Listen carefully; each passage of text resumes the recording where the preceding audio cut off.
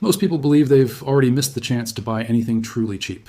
They tell themselves the era of bargains died decades ago, that every commodity has already been discovered, financialized, and bid up beyond reach. But what if that assumption is wrong? What if one metal hiding in plain sight is still priced as if the modern world doesn't depend on it? And what if that metal has spent decades being pushed, pulled, and repeatedly suppressed until its price no longer reflects its real economic value? Today, we're diving into why silver, yes, humble silver, may be the last cheap metal left on Earth, and why this discount might be approaching its final days. Before we get to the mystery of today's price, we have to rewind. Silver hasn't always been treated like a forgotten cousin to gold. For thousands of years, the two metals moved together like twins. Kingdoms issued silver coins. Empires measured wealth by both metals. For most of history, a predictable ratio connected them, roughly 15 ounces of silver for 1 ounce of gold. Sometimes the ratio tightened, sometimes it widened. But the relationship held because both metals played central roles in commerce, savings, and monetary stability. Then came the shocks. Nations abandoned silver coinage, central banks hoarded gold but dumped silver, and industrial demand quietly exploded just as investment demand collapsed. This was the first twist. The world still needed silver more than ever, but stopped treating it like money. In the space of a century, gold was elevated, protected, and financialized, while silver was left to float in an increasingly distorted market. This divergence created a strange historical anomaly. Gold's price soared, silver's price lagged. And that old 15-to-1 ratio, it warped into 50-to-1, then 70-to-1, and occasionally over 100-to-1. The spread became a signal, flashing red, warning that something in the metals market no longer reflected fundamental reality. The origins of the modern mismatch began in the late 1800s and early 1900s, when governments began abandoning silver standards. They demonetized it, pulled it from official reserves, and concentrated their monetary systems around gold. Gold became the metal of nations. Silver became the metal of everyone else. But this break wasn't just symbolic. It was the moment silver lost institutional support. Gold was backed, silver was left exposed. As the 20th century progressed, another shift quietly accelerated. Industrialization. Unlike gold, silver is consumed. It is used in electronics, medical technologies, solar panels, batteries, and chemical processes. Much of it is unrecoverable once used. Every year, a large portion of silver disappears from the world's usable supply, permanently locked inside landfills and devices. But while demand rose, mining did not keep pace. The result was a paradox, a metal with expanding utility priced as if its relevance was shrinking. By the 1970s, as inflation roared and gold was freed to float openly for the first time in decades, gold surged to new records. Silver also rose, but its inflation-adjusted peak from 1980, roughly equivalent to over $150 today, has never been revisited. Even its 2011 spike, driven by quantitative easing and currency fears, barely touched half that level. And today, despite historic deficits in physical supply and skyrocketing industrial demand, silver trades for a fraction of its inflation-adjusted high. In real terms, it is one of the cheapest major commodities on the planet. You would think a metal this essential, one that conducts electricity better than anything else, kills bacteria, and enables modern energy infrastructure, would be priced accordingly. Instead, the world treats it like an afterthought. This is where we reach the breaking point in the story. In recent years, global silver demand has repeatedly exceeded annual mine supply. Inventories at major exchanges have been quietly falling. Solar demand alone has reached record highs, consuming more silver than any previous industrial sector in history. Meanwhile, new mining discoveries are not keeping up.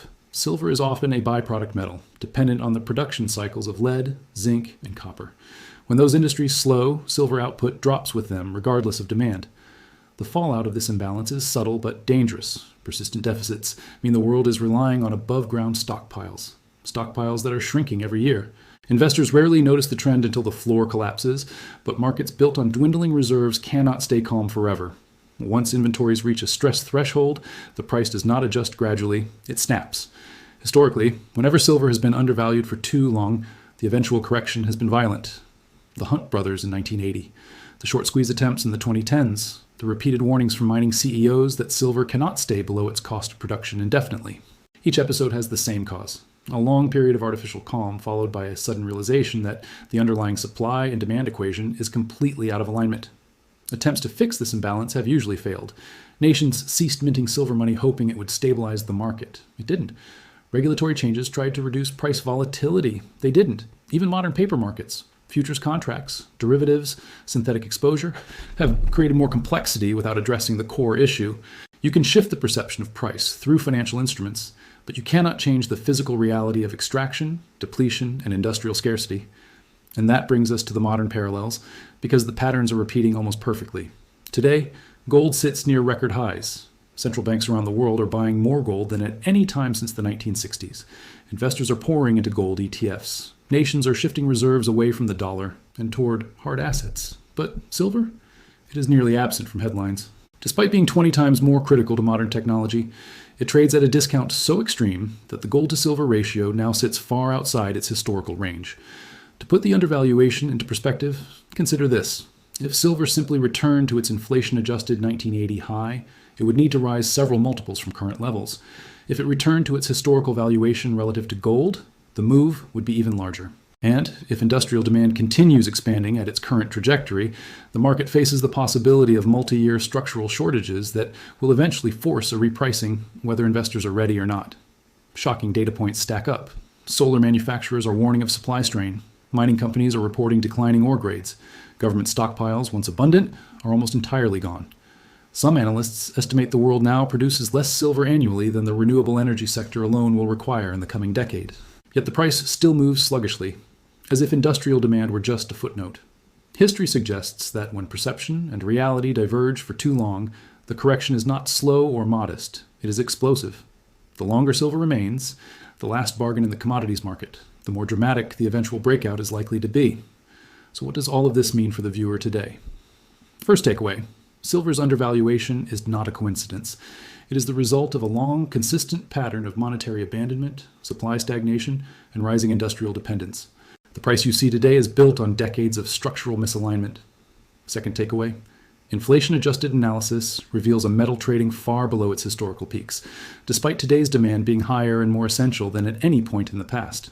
If silver had kept pace with monetary expansion, fiscal deficits, and industrial needs, it would be dramatically more expensive right now. Third takeaway, markets do not ignore reality forever. When physical shortages intersect with financial pressure, prices move quickly. Silver's long suppression phase has already stretched into the realm of the unsustainable. Which brings us to the warning. Every commodity cycle has a moment when the window of undervaluation closes. Silver's discount has survived wars, recessions, currency crises, and technological revolutions. But no discount survives forever. The world is burning through inventories, mining less than it consumes, and building industries that depend on silver as a non-negotiable input. When the market finally adjusts, it won't ask permission. It will simply reprice. So, as you think about the big picture, about inflation, energy transition, monetary shifts, and the global hunt for real assets, consider this. Silver might not stay cheap much longer. In a world where nearly everything is expensive, this may be the last true bargain left.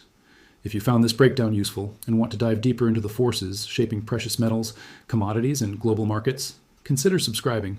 There is a lot more happening beneath the surface, and the next chapter of this story is unfolding right now.